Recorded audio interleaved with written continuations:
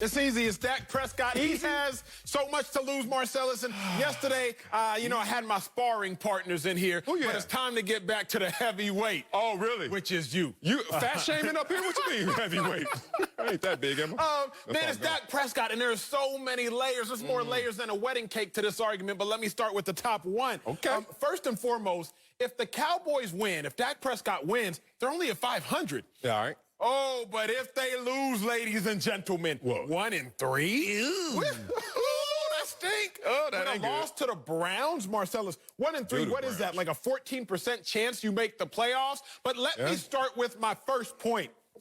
Cowboys fans, you all have to understand, there's a difference between the value you put on Dak Prescott and the value Jerry Jones puts on Dak Prescott's performances. What do I mean by that? Please tell me. 1,188 yards through 3 games. You know Fantastic. it. You know it. 3 receivers on pace for 1,000 yards. My God. It's not Dak Prescott's fault. But Jerry Jones is looking like we're 1-2. I don't care about this. We're 1-2. Think about it, and I had to for a second. Troy Aikman won his second Super Bowl for the Cowboys in 1993. The last 6 games of the season combined, Troy Aikman accounted for 1,200 passing yards. That's it. But they won a Super Bowl. The first 3 games, Dak Prescott has accounted for 1,200 passing yards, but they're 1-2. Okay. Troy Aikman, when you walk into AT&T Stadium, look up. Oh, he's in the Ring of Honor. Is Tony Romo? No. But Tony Romo passed for a lot of yards. But Tony Romo, he didn't really win anything. Okay, we're going that lane. My first layer, my first point, Marcellus, is Cowboys fans, understand how you look at Dak Prescott, how the media looks at Dak Prescott is far different than how Jerry Jones looks at Dak Prescott, which is why it is so pivotal that Dak Prescott wins today, because he needs to find favor in the sight of Jerry Jones. Not only am I on the other side of this table, I'm on the other side of this conversation. Obviously, Baker Mayfield has more to lose. Do you hear that?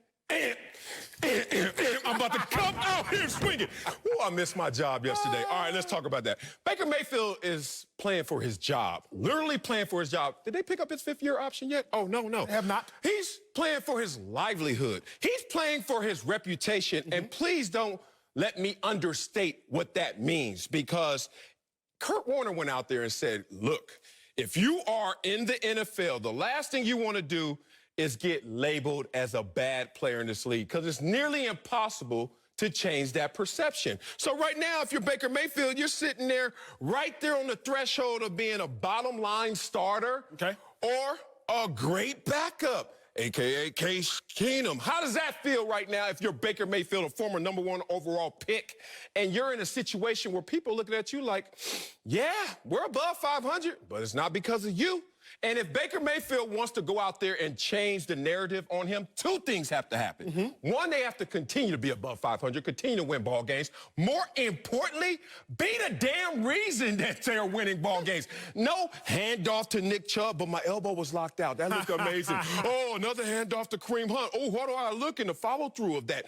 Baker Mayfield, lighten it up, has to be the reason why they're winning, or else this is all the pressure on him. Dak Prescott is out there literally just playing for how much you're going to pay me. You already offered me 5 years, $35 million. One dude, Baker Mayfield's playing for something to eat. Dak is playing for, which fine dining establishment shall I go and partake in tonight? It's a completely different scenario. Marcellus, while you were resting yesterday comfortably in bed and I was up here working, I worked overtime because I had to prepare even harder to defeat you in an argument I knew you were going to come with. Oh, me too. Dak Prescott, Marcellus, is playing for money. And he's playing for a large amount of it. You can even say large cleanly. It was a lot large. A large amount of it, a supersized portion. Let me draw a parallel to something you'll be able to understand. I love it. In 2016, Kirk Cousins got franchise tagged by the Washington football team. He got franchise tagged. Now, in 2016, Kirk Cousins had a career high in passing yards. Beast. He threw for a lot of touchdowns and a limited amount of interceptions. Full screen. Let me draw this parallel for you, Marcellus. Kirk Cousins, he got tagged in 2016. He threw for a career high in passing yards, like I told you. 25 touchdowns, 12 picks. Look at Dak Prescott. Now, Dak Prescott on pace to throw for 6,000 yards. Obviously, that you want to talk through that fast. Right. Dak Prescott on pace for 26 touchdowns, 6 interceptions. Here's the pivotal statistic, ladies and gentlemen. Bottom left. Kirk Cousins, with all those stats, he was 8-7-1. Damn. Now, Dak Prescott, I'm not going to take you through what he might go through, but assume he's going to end up between 8 wins, 10 wins. Assume? You know what that spells. Here's the issue, Marcellus. Here's the issue. You and me. Kirk Cousins got tagged again. More money. Not because Kirk didn't ball. What? He balled for him, but he didn't win. He got tagged again. Sure, he made money, but he didn't get long-term money from the Washington football team. My argument has always been this. If Dak does what he continues to do, put up gaudy numbers, ball, have the best career year statistically that he's ever had, like we saw with Kirk Cousins, he will get tagged again. And? Yes, short-term, the tag is great, but long-term, the tag gives you susceptibility to injury, which is not great. The issue at hand is if Dak loses Marcellus, he does lose that long-term money. Kirk Cousins is betting on himself. It's worked for Kirk. Yes. But that might not work every single time. Oh, you want to go back to 2016. Who's made the most money in the NFL? I'm drawing a parallel. Who made the most money since 2016 in the NFL? Of all those great players, including Russell Wilson, including Aaron Rodgers, and Kirk Cousins, and you trying to sit up here and tell America that that doesn't matter? Discontent for money is a trick that the rich use to keep the poor without it. Is that Wileyism? No, well, I'm steal it. Yeah, it's from Godfather or something. Anyway, here's the point of it. Stop telling people money don't matter because they're paying you for what you do in service, and that's your value. Since you want to harp on 2016 so much, it takes me to another facet of this Cowboys team because we're talking about Baker and we're talking about Dak. And it's pretty obvious. Baker is playing for much more. He's just playing to hold on to his position, where Dak is like, how high shall I be paid at this same position? Not really an argument for me. But I want to highlight something, because you've been in the Dallas Cowboys organization before. So have I. I had cleats on, and you had, what, a laptop? Just the mic. The microphone on the lap. Here you go. Question, Dak. That's why you're so damn good. Paid your dues. Here's the thing. Oh, my God. The Cowboys never have two things that go together. What does Smokey say on Friday? What did he say? Ham, no burger, peanut butter, no jelly. You look at the Cowboys offense. They're #1 ranked right now. Congratulations. And most people would assume that, oh, they got a great balanced attack. They're getting great support from the run game and great offensive line protection and blocking, and the receivers are catching the ball, and Dak is playing at a career level. Oh, only the last part is true. Let me show you, since you want to harp on 2016, back then, what Ezekiel Elliott used to be, and right now what Ezekiel Elliott is. This dude came into the league on fire, 5.1 yards on attempt. Now, 3.8. And every year it goes down, y'all, in between. Yards per reception, 11.3, now 5.9. Now, evaluators would pause right then, but fans wouldn't. Fans were like, so what? They're throwing on the ball different. They're not giving them the same amount of touches. You're lying, because his first 2 weeks, he had 22 touches each week, and he still didn't eclipse 100 yards. But this is where even the fans got to say, oh, God, because this is when you know something's wrong with those spark plugs. That fuel injection system ain't the same. Longest run, when you're a rookie, 60. Now they give you the ball all these times, 14. Longest reception when you're a rookie, 83. Now, 19.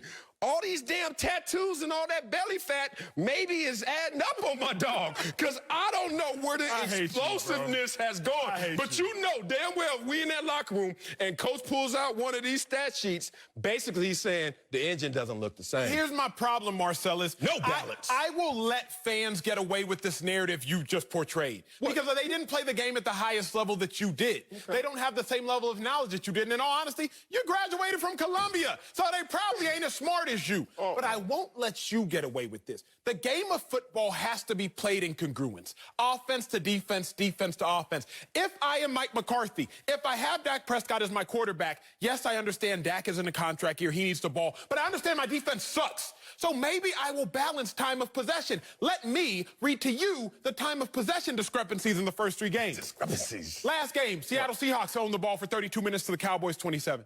Game before that, the Atlanta Falcons owned the ball for 33 minutes to the Cowboys 26. Game before that, the Los Angeles Rams owned the ball for 35 minutes to the Cowboys 24. What I am saying is this.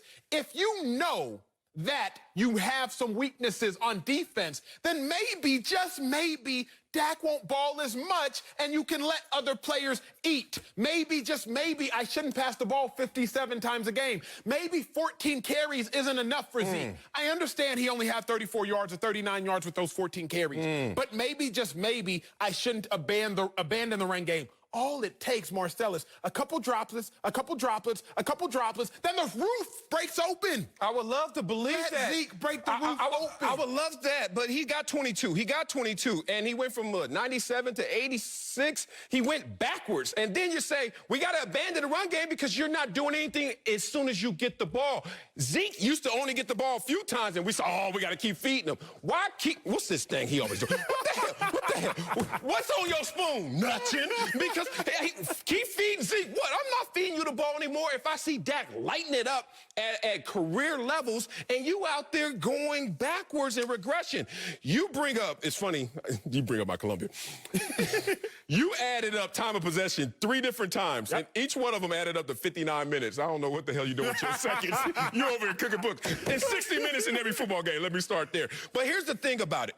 If you're Dak Prescott, you really need balance. And if you don't have balance, then if you're Dak Prescott, you don't want to say this because you can't out a teammate. You can't wet snitch on your teammates. But you're looking at your offensive line in shambles and in rotation. You're looking at Ezekiel Elliott, and I am not trying to make this up or be a hot take artist.